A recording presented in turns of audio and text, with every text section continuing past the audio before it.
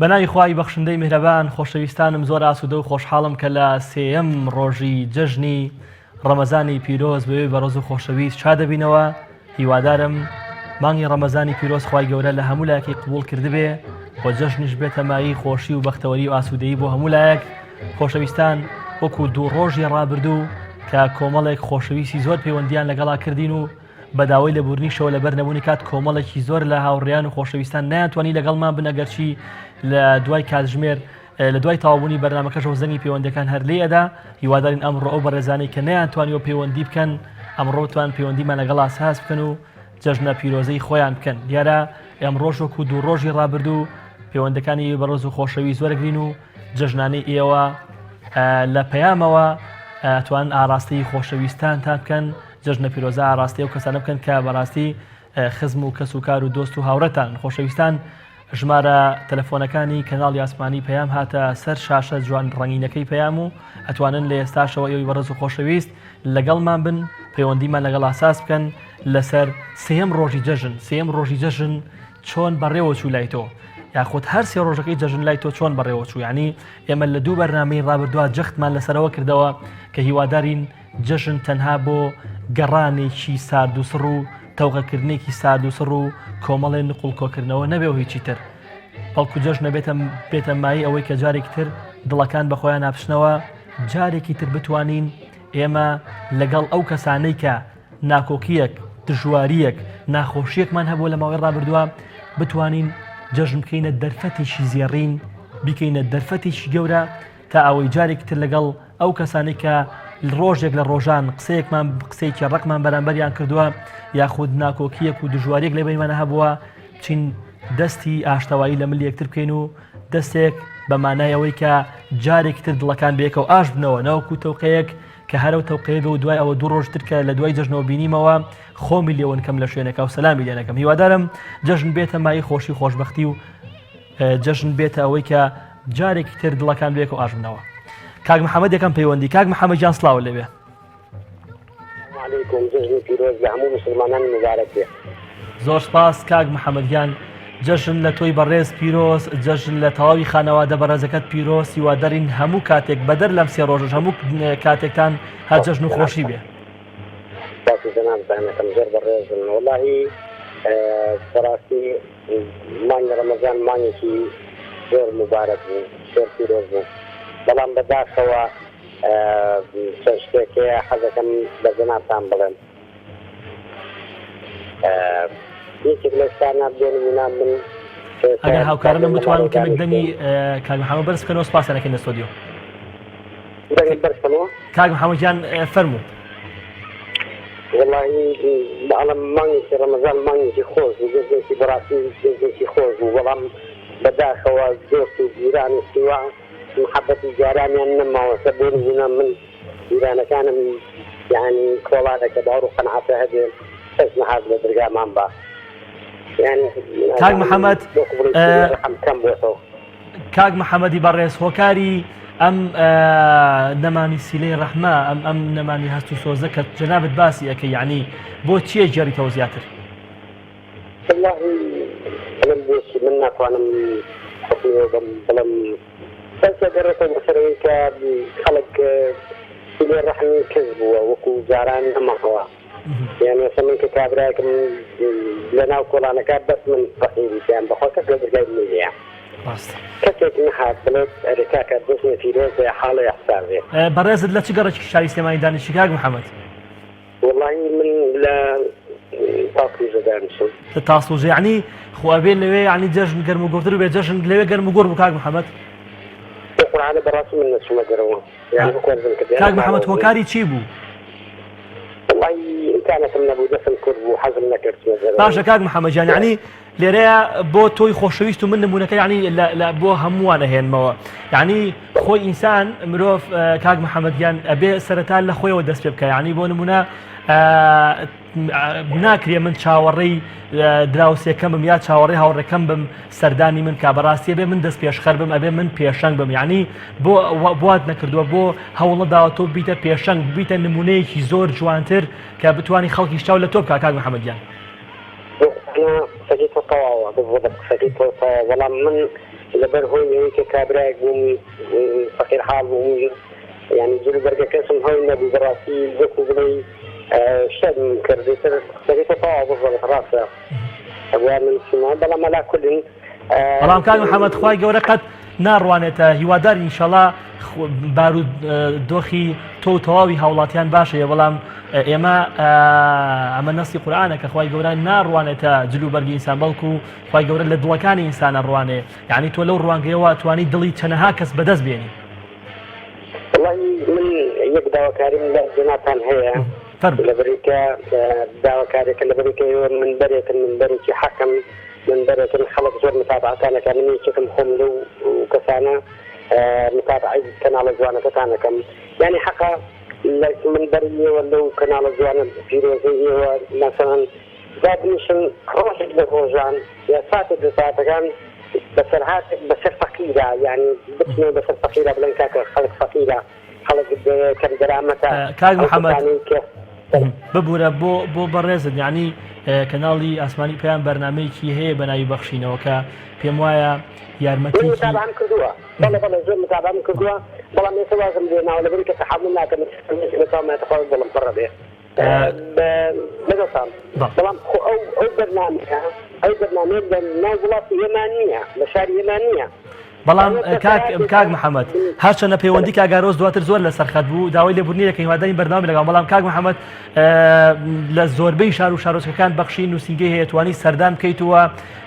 بێگومان بە کە دەست بەڕووتەوە نانێ و ڕۆژێک لە ڕۆژان یعنی هەمووشمان پێویستمان بەوە هەیە یعنی خەڵک کاک محەممەد بەڕاستی لە ژیانە کاک محەممەد لە ژیانە بێگومان یعنی ئەمە دەقێکی زۆر جوانە کە هەمیشە لە ژیانە خەڵک پێویستی بە خەڵکە یعنی هەموو کاتێک یعنی ڕۆژێ دێ من پێویستم بە کاک محەممەد دەبێت ڕۆژێک کاک محەممەد پێویستی بە منە بێ یعنی بەڕاستی پێویست هاوکاریەکتر بکەین من چەنا داوای لێبوردنی لە جەناب دەکەم من زۆر سپاسی جەنابتانەکەم بەڵام من لەبەری کە دەستم و دەشی خۆم ساغا قەت حەز ناکەم ڕۆژێک لە ڕۆژان قەتم چما نووسنگیەک بڵێم من کابرایەکەم دەستم کوتەیە حاڵە سادێ وەڵڵاهی زۆر بەتایبەتی حەز ناکەم باسی کەم لەبەری کەوە پەیوەندی بە خۆمەوە هەیە کاک محەممەد گیان دەستەکانی خۆش بێ هیوادارین کە هەمیشە لەش ساغ بی هیوادارین هەمیشە تەندروست باش بی ئەو قسەی تۆ کاڵی لە شتاقی باە مشتێک ئەوە شتێکی زۆر زۆر مهمە پەیوەندی دواتر زۆر لەسەر خەتمایەوە هیوادارین هەموو کاتێک دەر جەژن و خۆشی بێ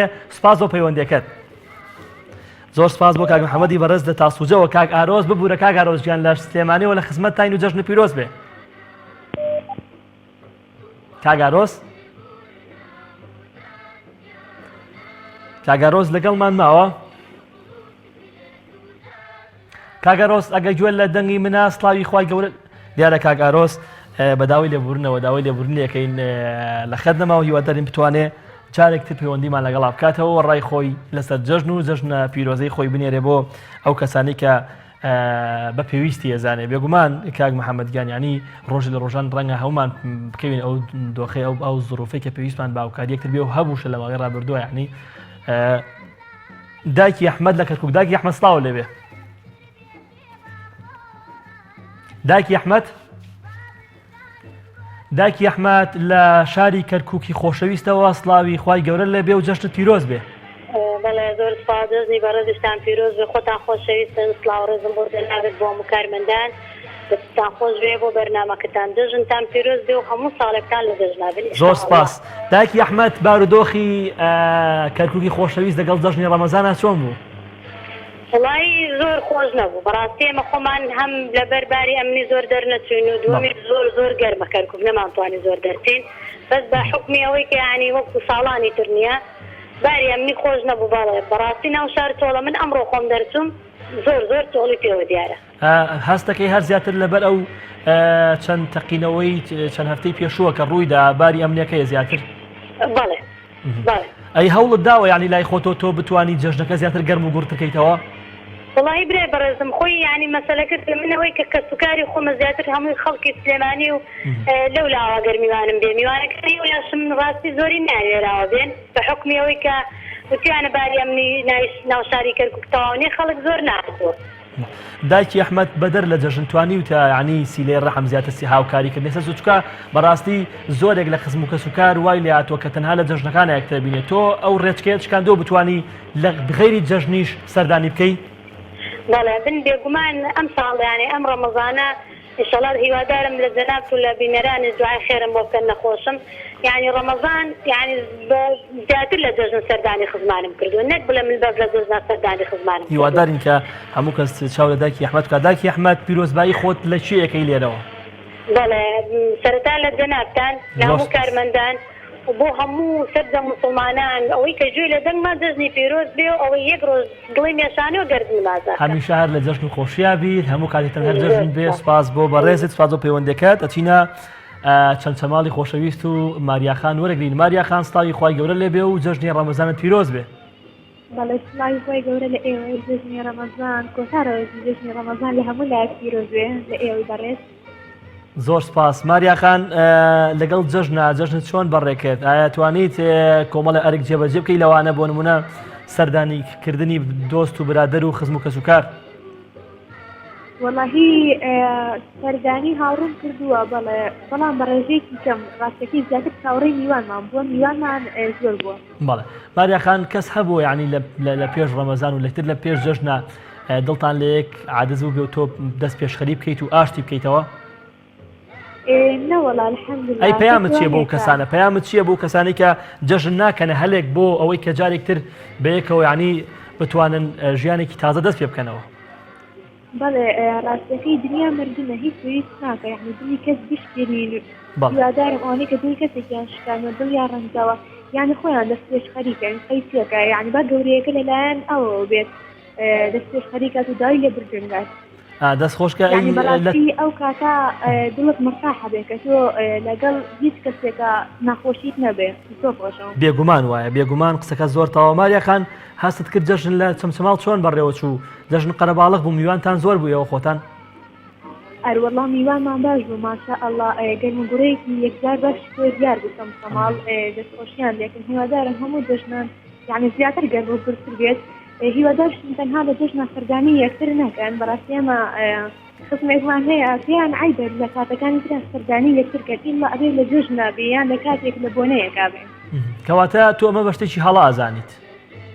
بەڵێ ئەکید یعنی پێویستەکە سەردانی یەکترکەی نەک بە ڕێژەیەکی زۆر ئاها مانگی جارێ سەردانی میوان ماڵێ بکەیت یعنی ئەوە شتێکی باشە. بێگومان خۆشەویستی محەبەت لە بینی دڵەکان ئازیاکە هەمیشە هەر لە جەژنا بیماریاخان. سپاس بۆ پەیوەندەکەت. زۆر خۆشحاڵ بوو. ئێمە خۆشحاڵترین خوشکی بەڕێزم هیوادارین هەموو کات و ساتێکتان هەر پڕ بێت لە جەژنانە و جەژن و هەموو ساتێکتان هەر خۆشی بەختەوەری بێ ئینشەڵڵا. بچمەوە سەر پەیوەندەکەی کاک محەممەد لە تاسجەوە کە باسی ئەوەی کرد بێگومان ینی لەم ژیانەیە هەمومان پێویستمان بە هاوکاری یەکترەوە لە هەمان کاتیشا کاک محەممەد ئەبێ هەر لە کەسێکمان لای خۆمانەوە بینە پێشەنگ بۆ خەڵکی تر یعنی بۆ نمونە خەڵک ناگەڕێ من ئەگەڕێم یعنی خەڵک سەردان ناکە من سەردانەکەم تا ئەوی ژوا لەکەم سەردان بکە یعنی ئەگە من چەند جارێک بچمە لای کەسێک یعنی ئەو بۆ خۆی دوایی هەر چۆنێک بێ شەرمەیگری هەردێتەوە بۆ لام یعنی ئەمەش محەبەت و خۆشەویستەکە زیاکە بۆیە ئینسانەکان پێویستە ینی خۆیان دەست پێشخەر بن خۆیان پێشەنگ بن تا ئەوەی کە بەدەر لە جەژنیش یعنی بەدەر لە بۆنەکان بتوان جارێکی تر مەسەلەی کۆمەڵایەتی و مەسەلەی خزمایەتی و سەردانیکردنی یەکتری زیندوو بکەنەوە چکە بەڕاستی لە ژیانە هەمومان پێویستمان بەوەیە کە بەڕاستی پێکەوە بین ینی زۆر جار تووشی مووقیفی وا ئابیت لە ژیانە تووشی کێشەی وا ئابیت کە پەیوەندیت لەگەڵ خزم و کەسوکارە زۆر باش نییە ناتوانانی تەکلیفی شتێکیان لێ بکەی ناتوانانی داوای شتێکیان لێ بکەی ناتوانانی یعنی داوای یارمەتی و هاوکاریان لێ بکەیت چکە لە ماوەی ڕابردووە پەیوەندیکی زۆر باش و تونند و تۆڵ و پتەوت لەگەڵ خۆشەویستان تا لەگەڵ خزم و کەسوکارتان نەبووە بۆیە دەبێ یعنی جەژن بێتە وێزگەیەک بۆ ئەوەی کە جارێکترێمە بە خۆمان بچینەوە لەو ڕۆوە جەژن بێتە وێزگەیەک جارێکترێمە بتوانین پەیوەندی تونند و تۆڵترمان هەبێ لەگەڵ خزم و کەسوکار و دۆستە ینی من بیرمێت لە دوو بەرنامەی ڕابردوو شەباسم کردەوە بوو بە ڕێزانەی کە گویان لێ نەبوو ینی ئێمە ینی پێش ئەوەی کە مەسەلەی تەکنەلۆژیا و فەیسبوک و ئینتەرنێتۆمانە زۆر باشی بڵاو بێتەوە گەشە بکە یعنی هەر دراوسەکان سەردانی دراوسەکانیانەکرد یعنی دراوسی وا بۆ چوو بە چەند سەعات لە ماڵی دراوسەکەی ئەمایە و قسەی خۆشیانەکرد بەڵام ئێستا نەک دراوسێ بەڵکو خزم و کەسوکارەکەش زۆر کەم سەردانی یەکترەکە هیوادارین جەژن بێتە مای ئەوەی کە جارێکی تر ینی بێتە دەرفەتێکی تر بۆ ئەوەی کە بەڕاستی و کەسانە بە خۆیان ناپشنەوە بتوانن کە لە مەسەلەی سەردانیکردن و سیلەی ڕەحم بەجێنان و دۆست و خزمایەتیە جارێکی تر گەرم و گوڕتر بن تا ئەوەی کە لە هەر کاتێک ئێمە پێویستمان بە کەسی بەرامبەر و بتوانین داوامە ڕوومان بێ ینی داوای هاوکاریان لێ بکەین. خۆشەویستان دیارە ئەمڕۆ سێم ڕۆژی جەژنی ڕەمەزانی پیرۆزە کۆتا ڕۆژە ینی کۆتا فرسەتە لەبەر ئەوەی کە ئیتر دەکاتژمێر لە دوای بانگی ئێوارەوە پێم وایە جەژن کۆتایی پێ و هیوادارم کە هەموو کاتێک هەر جەژن و خۆشی بێ ینی نەکات جەژن بەڵکو لە دوای جەژنیش دڵەکان هەمووی ئاسوودە بێ کێشە و مشکیلەی خەڵک نەبێ هیوادارین کە هەمیشە هەر لە جەژنە بن. ناوبڕێکی کورد وەرەگرین ناوبڕێکی کورتمان هەیە و دوای ناوبڕێکیش پەیوەندەکانی بەڕێز و خۆشەویست بەردەوامە بێ.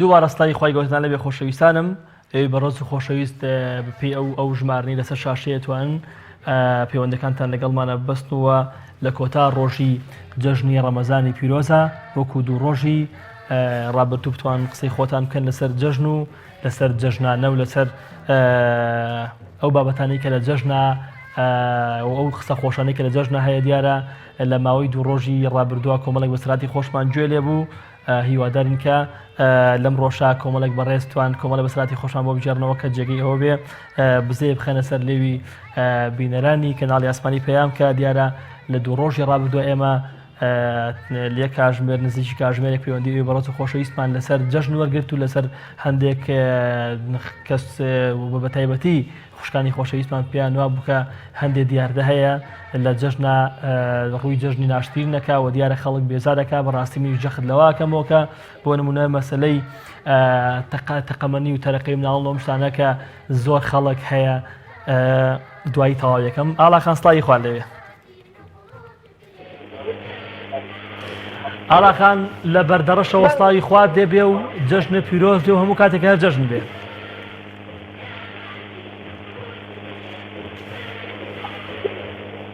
ئاڵا خان الو السلام عليكم. وعليك السلام ورحمة الله. خوشکی من جەژنە پیرۆز و هەر لە جەژن نابیت. خواستەکەم جەژنی تۆ پیرۆز بێ جەژنی تەواوی کارمەندانی کەناڵی ئاسمانی پەیام پیرۆز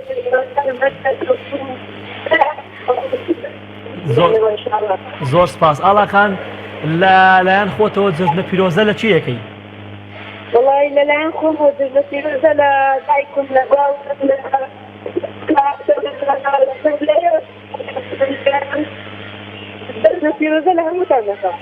هەمیشە لە جەژنابی لە بەردەڕەش بارودۆخی جەژنی ڕەمەزان چۆن بوو ئاڵا خان؟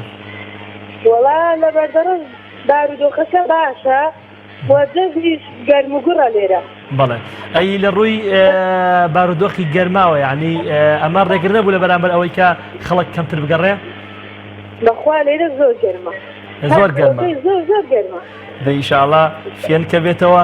ئاڵاخان پەیامی تۆ لە جەژنە بۆ خۆشەویستانت چێ؟ یعنی بە تایبەتی بۆ کەسانەی کە لە یەک عادزن لە یەک بتوان جارێک تر جەژن بکەن دەرفەتێک بۆ ئەوەی کە بەیەکەوە ئاژ ببنەوە. وڵی پەیام منەوەی یعنی دنیا ئەوەندە نانێت خۆت عادکە لەگەڵ کەسێکی تر ئینشاءڵڵا هەموو لە خۆشی دەبێت هەموو وڵای یەکتری هەر دنیا بە خۆشەویستی و جوانە و بێگومان دیارە ئاڵاخان جەژنی ڕەمەزان دوای مانگێکە لە پەرستش و عیبادەت مانگی ڕەمەزانی پیرۆز یعنی مانگێک پەرستت بۆ خوا کردووە پێ وایە جەژنی ڕەمەزان تەنها بۆ ئەو کەسانەیە کە بە ڕۆژوو بوون یاخود بۆ ئەوانەی کە بە ڕۆژوش نەبوونەوەکەیان بەجێنێناوە جەژن هەر بۆ ئەوانەشە؟ بەڵای من جەژن بۆ هەموو کەسێک ینی نامسلمانەکان زەندێک شوێن لەگەڵ ڕێز لە بەڕۆژبوونی مسلمانەکان دەگرن مانگی ڕەمەزان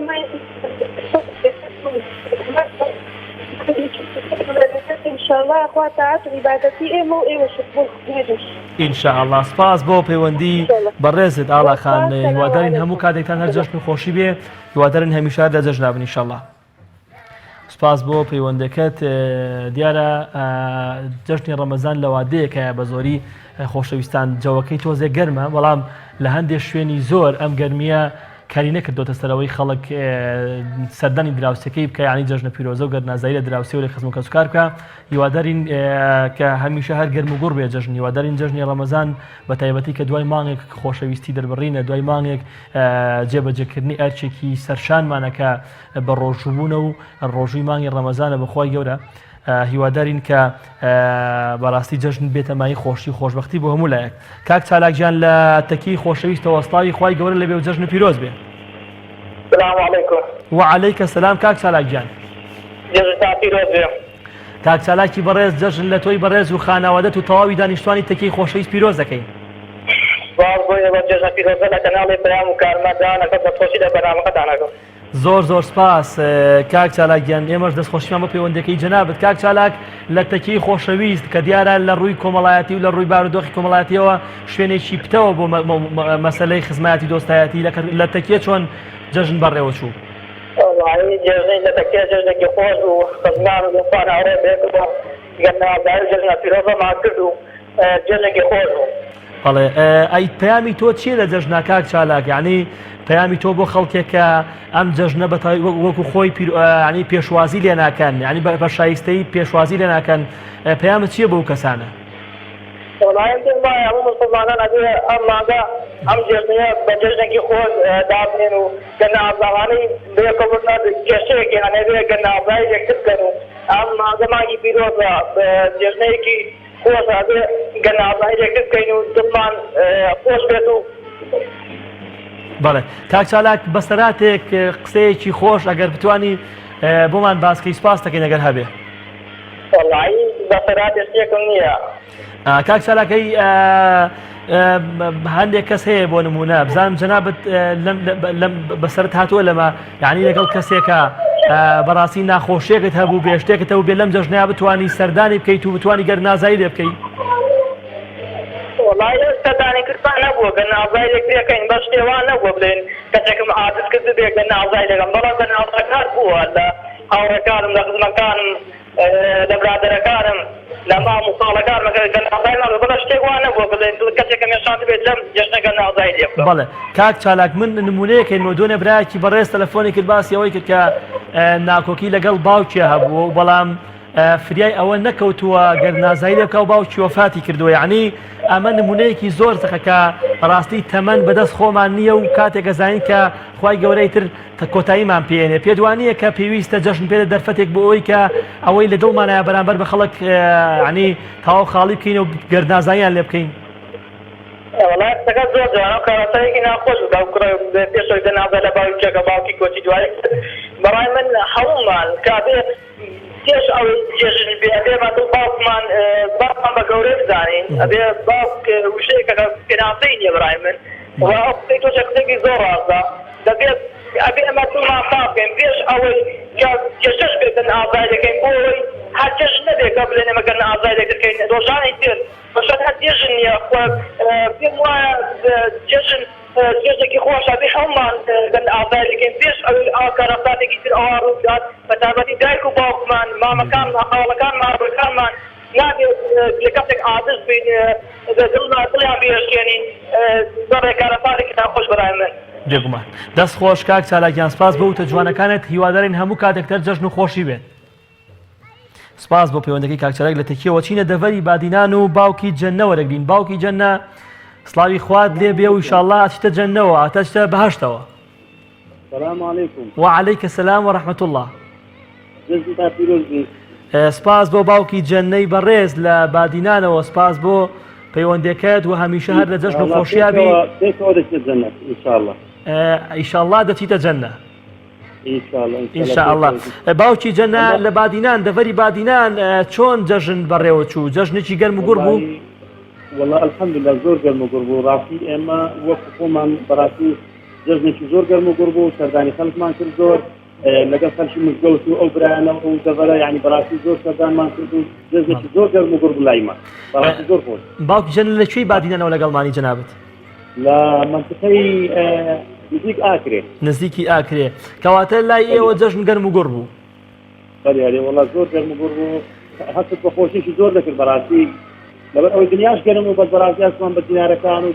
جیران و دەوروبەرەکانمان خەڵکی مزگەوت بەڕاستی هەستمان بە دڵخۆشیشی زۆر کرد و لەبەر ئەوەی پێکەوە هاتپێ مزگەوتمان دەکرد و هەر پێکەوە شتەکانی جیرانەکانمان هەموو کرد و زۆران بەڕاستی زۆر دڵخۆش باوکی جەنە هیوادارن هەمیشە لەوە گەرم و گوڕ بێ پەیامی تۆ لە جەژنا بۆ خۆشەویستانت بۆ دۆست و خزمانت چییە؟ وڵی پەیام من ئەوەیە بەڕاستی خەڵک هەموو گارێ لەگەرێک عاجزی و ئەوەی هەبیت یعنی عاجز نەبی لەگەرێک تر و لێبوردە بیت و ئەوەی نەبی لەگەرێک یعنی ناخۆشی و ئەوەی لەبێت نەبی ئەو لەبەر ئەوەی ئەمە مسلمانی دەبی فەرقمان هەبی لەگەر خەڵکانێکی تر ئێمە ئەو مانگەمان بەڕێ کرد ئەو مانگەمان بەخۆشی بەڕێ کرد دەبی ئەو مانگە ئەوەی لەمان کردبیتەوە لێبوردە بین بێگومان باوکی جەنە شتێکی خۆش بەسەر نەهاتوو یانی لە جەژنا لە غێری جەژن بەسەراتێکی خۆش قسەیەکی خۆش بتوانی بۆ بینەرانی باس بکەی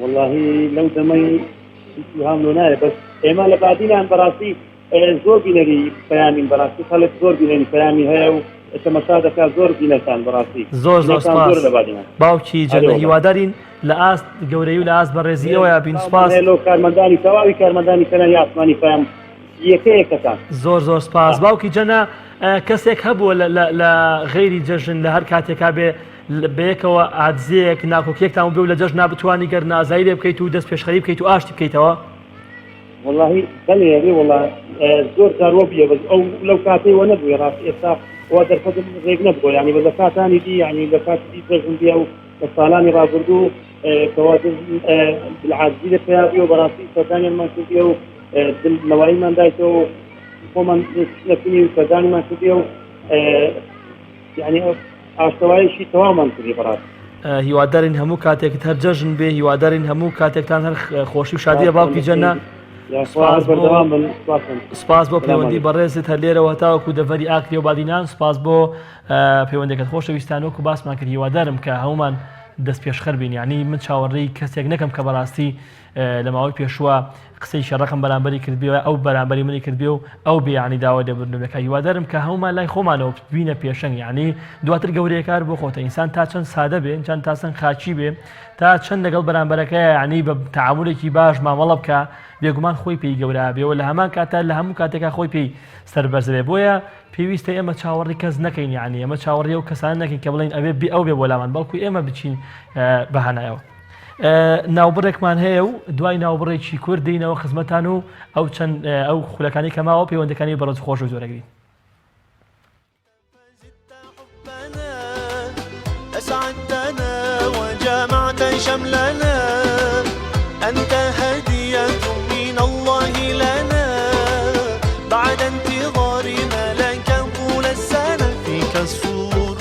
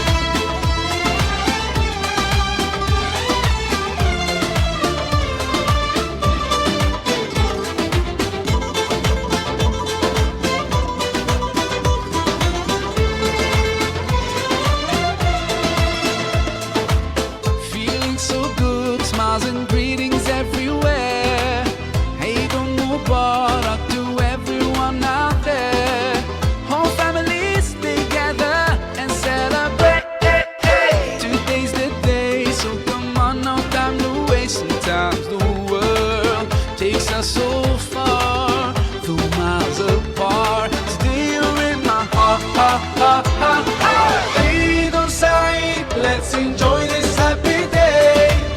عيد مبارك, come on let's celebrate. عيد سعيد, let's enjoy this happy day. عيد مبارك, come on let's celebrate, celebrate, let's celebrate. Allah Allah, thank you for this day.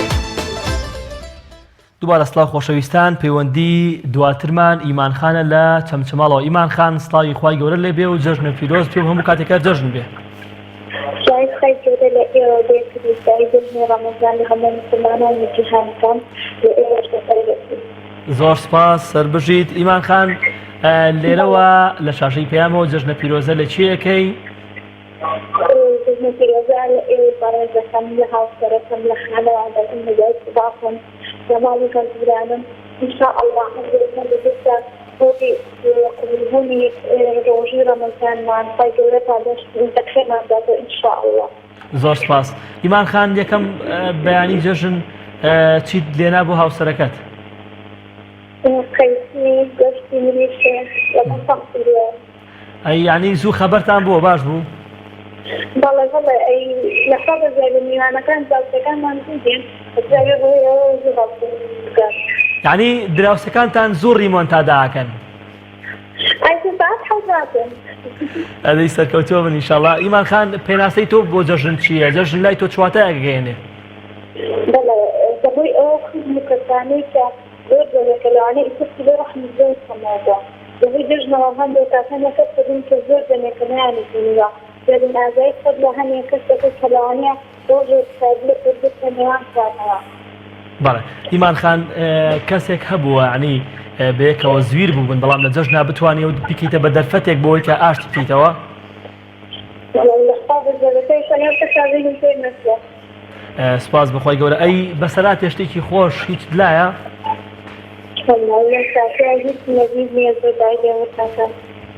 هەمیشە هەر لە جەژن و خۆشی و شادیە بن خۆت و هاوسەرە بەڕێزەکەت و خانەوادەکەت و تەواوی دانیشتوانی شاری چەمچەماڵ. دەستپاسەکەندیان خۆی گەورە لە ئێوەش خۆش بەزیرۆتان خۆش بێگەوە بەندامەزانە بەڕاستیمان زۆر خۆی گەورە بزای بەخێرتان بەکەن ئینشاءالله. سپاس دەکەین خوشکی من میشە لە خزمەتەوەی بەڕێز و خۆشەویستان ساز و پەیوەندەکەتەوە میشار لە جەژن نابی. ئاچینە پەیوەندی دواتر و ژالیمان لەگەڵا. ژالی سڵاو لێبێ. سڵاو لێبێ. تۆ باشی؟ بەڵێ. کاکە ژالی جەژنە پیرۆز بێ و هەمیشە هەر لە جەژن نابی ئینشەڵڵا. تۆش زۆر سپاس دەکەم. هەر بژیتێک پێم بڵێ جەژن لە ڕانێ چۆن بەڕێوە چوو؟ زۆر خۆش بوو. ئەی میوانتان زۆر بوو؟ بەڵێ. ئەی خۆت نوقوڵتایە بە میوانەکان یا کێ بۆی نوقڵیانێ؟ من. تۆ نوقڵیانێ؟ بەڵێ. ئەی باشە بۆ نوقڵە نایە بە من؟ وەڵا ئێوە زۆرم جا نوقڵات دەدەمێ. ئینشاءالله دەستەکانی خۆشە ئەوە ئازانم وەرم گرتووە. ئەی قسەیەک بەسەراتێکی خۆش هیچ هەیە بەمان باسکەی کورە گۆرانیەکمان بۆ بڵێ. بڵێ؟ ئاچیم بۆ ئەڵێ گۆرانی بۆ ئەڵێ؟ بەڵێ. دەی گۆرانیەکم بۆ بڵێ فەرمووی. تەختەکەم ڕەنگە ڕەنگە پڕلەبۆڵی قاشەنگە مناڵی جانی کایە دەنگیان وەک مۆسیقایە مناڵشکە ئەخوێنێ چۆلەک ئەسری وێنێ دادانیشم بەتوانی سەقفی خۆش و گۆرانی. ئەی ئافەرم هەر بژی دەستی خۆش بێ. ئەی ژالیگیان لەگەڵ هاوڕەکان تا چی بۆ نقڵ کۆکردنەوە هیچی کۆکردەوە بۆ ماڵەوە؟ ئەی هاوڕێت هەبووە لێت زویر بوو بێیان بەیەکەوە ناخۆشیتان هەبوو بێ و لەم جەژنەیە ئاشتی بکەیتەوە؟ بەڵێ. چێو ئاش کردەوە ناوی چی بوو؟ ناوی؟ ئایندە. ئاشتی کردەوە؟ بەڵێ. پێشتر شەرتان ببوو؟ ناوەوە. ئەی چی؟ ئەی بۆ ئاشتی کردەوە هەر لە خۆتەوە تێ ئاش دەبیتەوە؟ ڕۆژێکم لێ تووڕە ببوو. بۆ ئەو لە تۆ تووڕەوە بوو؟ بەڵێ. ئەی یعنی توی تۆ چوی ئاشتی کردەوە؟ بەڵێ بۆ خۆم کچوو زەرنا هەیدە ناتوانیشتم بکەیت. ئەی ئافەرم ئەی ئافەرم ژالی گیان هیوادارین هەموو مناڵێکی چاوگەشت چاو لە تۆ بکە هەمیشە هەر لە جەژن نابی خوای گەورە بتێڵێوە دایک و باوکت خوا حافظ. خوا لەگەڵ ماڵەکەم خواحافیز بێ و سپاس بۆ پەیوەندیەکەت و هیوادارین خۆت و خانەوادەکەت لە جەژن نابن. پەیوەندی دواتر ئێلاخانمان لەگەڵە لە کەرکووکەوە. ئێلاخان سڵاو لەوێ. سلام لە تۆش. زۆر سپاس. ساعتی ئێوەش ئێوەش قبول بە ئینشاءالله لەگەڵاتان. سپاس دەکەین مسلمانانی جیهان و ئێوەش. سپاس دەکەین ئێلاخان. جەژن لە تۆی بەڕێز و لە خانەوادەت و لە تەواوی دۆستان و خۆشەویستان پیرۆز بێ. ئێلاخان جەژنی کەرکووک چۆن بوو؟ ئایا گەرم و گوڕ بوو؟ لەخوا بزانیان دەڕە بزان ئێمە الحەمدولیلا گەرمکوڕیجا و دراستەکان هەهات بەلایەکتری بەپێشە پیاوان درایان دەدایە خوشکانەکەن بە سەردانی دراستەکان اینجا خۆشم دایەوە کە زمان گەڕان الحەمدولیلا باش بخۆن. الحەمدولیلا. پێناسەی جەژن لای تۆ چییە؟ جەژن چ واتە و مەفهومێک گەێنێ لای تۆ؟ یعنی تەنها ئەوەیە بچین تەوقەیەکی سارد و سڕ بکەین و دوون و قوڵ وەربگرین یاخود جەژن پێناسەی گەورەتری هەیە؟ نەخێر خی گەورە زوو زێژنەی داناوە بۆ مسلمانان بێژنێک ئەوەی مسلمانە یەکەم شت تۆ رحم بدين شو مانك ساعات ونيجي ورجع عبادتي خوي قورة أكيد عشان كديجنا إيري بو أول هنا كديجني من سوي كإما إساعي خوي قورة ما أنتيا كذوم إساعي برازيل من الخوزين خوي قورة إن شاء الله. كواتا كوتا بسيارم بيوندي تواتر ما لقى بلام كوتا بسيارم إيه لا خان يعني بيدوايا جشن رمضان تنها بو كسانيك بالرجون. لا هو راستكي بتلاقي راستكي بو أوانيه بلام خوي قورة إتكدينا بكشي کۆمەڵایەتی و خزمەتی سلێ ڕەحم بەجێبێنێ. بەڵێ هەمیشە هەر لە جەژن نابن خوشکی من هیوادارین کە هەموو کات و سایتان لە جەژن بێت. سپاس بۆ بەڕێزت خوا لەگەڵ ئەچینەوە دێینەوە بازیان لە میعەخان سڵاوی خوای گەورە لێ بێ و جەژن لە تۆ و لە تەواوی خۆشەویستانت پیرۆز بێ. سلام عەلەیکم جەژن لە ئێوە لە هەموو مسلمانان پیرۆز بێ. زۆر سپاس جەژن لە تۆ و لە خانەوادەت و لە تەواوی دۆستانت پیرۆز بێ. زۆر سپاسانەکەم دەستخۆشیێن بەرنامە جوانەتان لە یەکەم پیرۆزبایی جەژن ئێوە لە کارمەندانەکەم بەڕاستی زۆرمان جواب بێن. زۆر سپاس. ئێمە هەمیشە ئەگەر ئێوە بەکارەکانی ئێمە ڕازی بن هەمیشە لە خزمەتانین لە میعەخان. بارودۆخی بازیان لە ڕووی جەژنی ڕەمەزانەوە چۆن بوو؟ گەرم و گوڕی پێوە دیار بوو؟ وەڵی لەخوا بەزیادە زۆر باش بوو. یعنی میوانتان زۆر بوو؟ بەڵێ نەخۆمان وەگەمان هەمووی تەواو بوو لەخوا بەزیادە. یعنی ئەی نەتان کڕیۆتەوە جوێیەکی تر؟ پێویستەکە بیخوینەوە. نا هاوسەکان هەنێکمان هێنا ڕەنگە هەنێک خزم دواکەوێ یعنی بێ بکە چوارم ڕۆژی و پێنجەم ڕۆژی جەژن بێ کە جەژنیش نەماوە بێ هەرەتان بێ. نانە بێگومان تەواو نابێ ئینشاڵڵا هەر بەشی ئەوانە ئەمێنێ لەخوا بەزیادە مادام خواتە میوان دێ بە ئەو شتانە ئافەرم هیوادارین کە هەموو کەسێک و تۆ حەزی لە میوان بێ ئینشاءڵڵا. بەسەرا تێشتێکی خۆش ئەگەر هەبێ. بەڵێ ڕۆژێکیان میوانمان زۆر ڕۆژی زۆر ئەوەنە وتمان بەخێبێ ڕۆژێکیان کات وتمان بەخێر نەی وتیان بەخێر نەی؟ یعنی لێتان تێکسی بوو. دەی هەمیشە لە جەژن نابن ئینشاءڵڵا هەمیشە لە خۆشییا بن هیواداری هەموو کاتێکتان سات و خۆشی جەژن بێت. سپاس بۆ بەڕێزت. چینە لای کاک زانیاری خۆشەویست لە قەڵاتزی خۆشەویستەوە. کاک زانیاریان سڵاو لێ بێ و جەژنە پیرۆزی هەموو کاتێکە جەژن بێ. سلام لێبێ کاک گەورە. زۆر سپاس کاک زانیار چەند هیوادارم هەمیشە پڕ زانیاری بی هەمیشە هەر لە خۆشی و جەژن نابی. ئینشاءڵڵا بەڕێزی واستان چۆنە باشن؟ الحەمدولیلا کاک زانیاریان ئێوە باشن شکر. لەخوای بەزارێ جەژن تا پیرۆز بێ. پیرۆزبایی لە سەرجەم کارمەندانی کەناڵی ئاسمانی پێیان دەکەم لە سەرجەم گوێگران و بینەرانی ئەم بەرنامەیەش. زۆر سپاس کاک زانیاری بەڕێز. هەر لێرەوە تاکو قەڵازیێمەش سڵاو و ڕێز و خۆشەویستیمان بۆ تۆی بەڕێستەیە. کاک زانیار جەژنت چۆن بەڕێکرد بەگشتی؟ وەڵا جەژن لای قەڵازێ زۆر خۆش و تێکەڵبوو خەڵکەکەی. بەڕاستی خەڵکەکە زۆر بە چڕی بە گەرموگوڕیەوە پێشوازیان لە جەژنی ڕەمەزان کرد. هەتا وەکو ئێوارەی ئەمڕۆشم بەنسبەت خۆمان میوانشتمان هەر هاتوون لەخوای بەزیاد بێ. پەیوەندیەکان تونند و تۆڵ بوون لە قەڵازێ. الحەمدولیلا سپاس بۆ خوای گەورە. کاک محەممەدیان بەسەرات شتێکی خۆش هەیەوەمان باسکەی؟ کاک زانیارم کاک زانیار عەفو کاک محەممەد پەیوەندی دواترە ببوورە. وەڵا ڕۆژێکی ڕۆژ یەکەم و میوانمان زۆر هاتبوون. ئەویش پێڵاوشتمان زۆر لە پێشدەکەکەی بوون. بەڵێ یەک دوو میوانمان پێڵاوەکانیان نێتێکەڵ بوون جا نازانم خۆی خۆیان یعنی میوانێ پێڵاوی میوانێکتری بردەبوو. بەخوا ئەوە لە زۆر شوێنان ڕۆیە. ئای دەستەکانە خۆش بێ کاک زانیار گیان هیوادارین هەموو کاتێکتان هەر جەژن و خۆشی بێت. سپاس بۆ پەیوەندێکت سپاس بۆ بەڕێزت لە قەڵاتزی خۆشەویستەوە دینەوە چەمچەماڵ و کاک محەممەدی بەڕێز وەرەگرین کاک محەممەدیان سڵاو لێ بێ و هەمیشە هەر لە جەژ نابیت خوا لە هەمووتان بەناوی خۆمەوە هەموو ئەڵکی چەمچەماڵەوە جەژنە پیرۆزە لە هەمووتانەکەم سپاس دەکەین کاک محەممەدیان ئێمەش جەژنە پیرۆزە لە تۆی خۆشەویست و لە تەواوی دانیشتوانی چەمچەماڵی خۆشەویست دەکەین زۆر سپاس هیوادارم خۆتان جەژن خۆشی بێت ئینشاءالله کاک محەممەدیان جەژنت چۆن بەڕێ کرد پێناسە و واتاکانی جەژن لای بەڕێزت چییە؟ وەڵی لەخوا بەزابێ زۆر باش لەخوا بەزابێ گەرم و گوڕێکی زۆر باش بوو لە چەمچەماڵ خزمان و گشتی سەردانی یەکتری و مسلمانانە چون بۆ ماڵێکی جەژنە پیرۆزە لە یەکتری و گردن ئازایی و وەکو شار و شارەشگەکانی هەرێمی کوردستان ئێمەش زۆر گەرم و گوڕ بوو سپاس بۆخوا سپاس بۆ کاک ئەحمەد توانیت پەرستشەکانی مانگی ڕەمەزانی پیرۆز ئەرکەکان جێبەجێ بکەی لەخوا بەزابێ من تەکسیشم بێ بوو ئەو مانگە بە بەردەوام تەکسیمە گرت و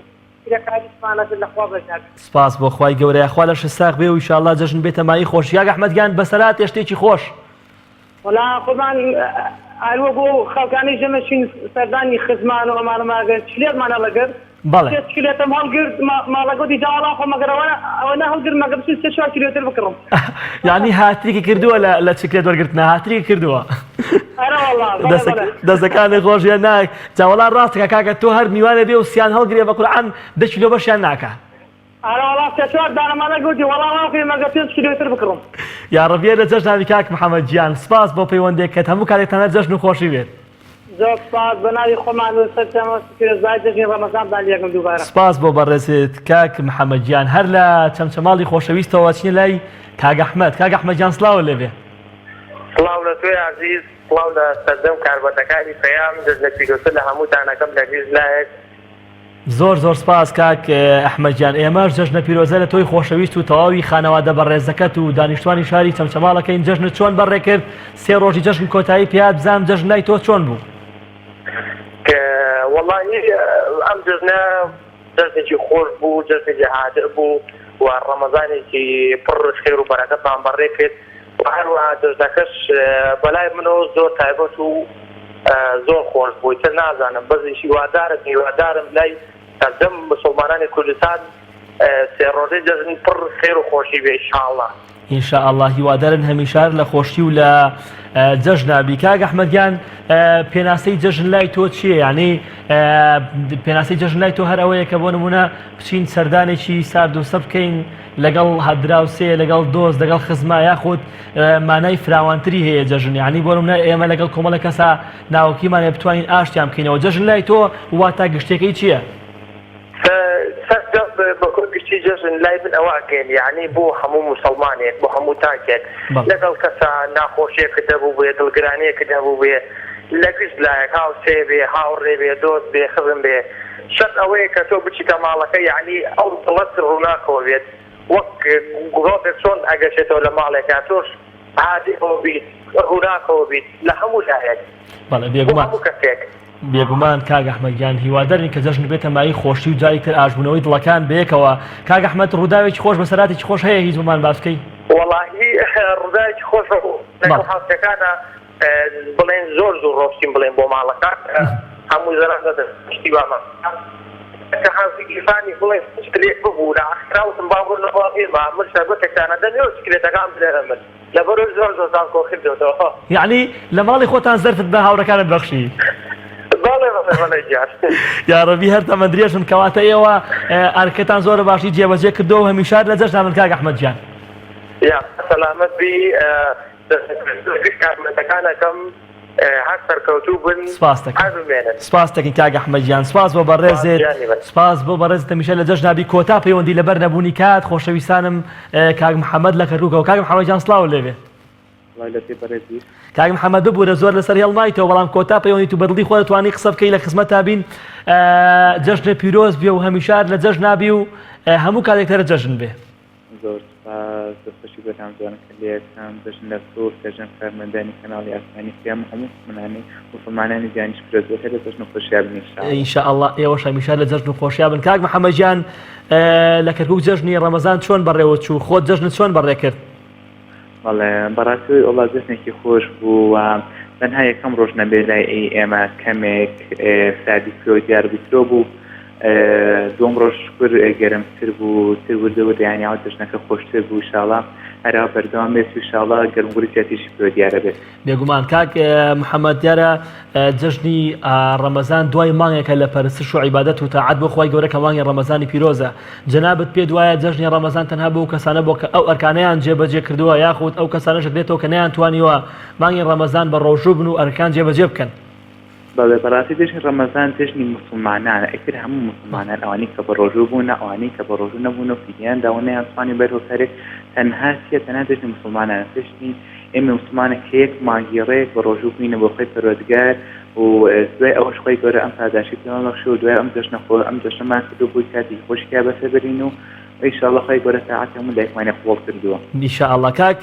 محەممەد بەسەرات تێشتێکی خۆشت لایەوەمان باسکەی بەڵێ وەڵا دانێکیان ڕۆژ یەکەم لە ئێمە زۆر سادوستە گوتو و دوام کرد ینی ئەم جەژنە خۆیان ئەوە سادوستمە بێ زۆر گەرمگوترۆ بوو دوم ڕۆژ ماشەڵڵا لەسەر یەکەم میوانمانە هات ئەو کاتی کە میوانیشمان هات ئەوە بوو میوانەکانمان لە حەوشە کورسیمان دانابوو ئەسێ میوانێکیشمان هەر بداوم بە پاوەستا مثل چکلێتی مێنە ئامێنەتێک هەر بە پاوەستا کتەی لەسەریشەوە بوو هەردوو ساعتم دارێگەم بۆ ناسێتە کورسەی دەین شۆڵا نەمبینیەوە دەزەکاتە خۆش بێ کاک محەممەد گیان هەموو ڕۆژێکە دەر جەژن و خۆشی بێ هیوادارین کە قەت ناخۆشی نەبینن ئینشاءڵڵا لەگەڵ ئێ بەریشدا زۆر سپاس بۆ پەیوەندەکەت کاک محەممەد گیان لە کردووی خۆشەویستەوە خۆشەویستانم زۆر داوای لێبوردن لەو بەرەزانەکەی کە دیارە ئێساش زەنگی تەلەفۆنەکان لێدا بۆ ئەوەی قسەوان لەگەڵا بکەن و جەژنە پیرۆزە بکەن بەڵام کاتمان نەما نزیکەی 50 خولەیە کە ئێمە پەیوەندی بەڕێز و خۆشەویست وەرەگرین سپاس بۆ تەواوی پەیوەندەکانتان دووبارە داوای لێبوردن لەو بەرەزانەی کە نەیانتوانی لە ماوەی ئەم ماوەی 3 ڕۆژەیە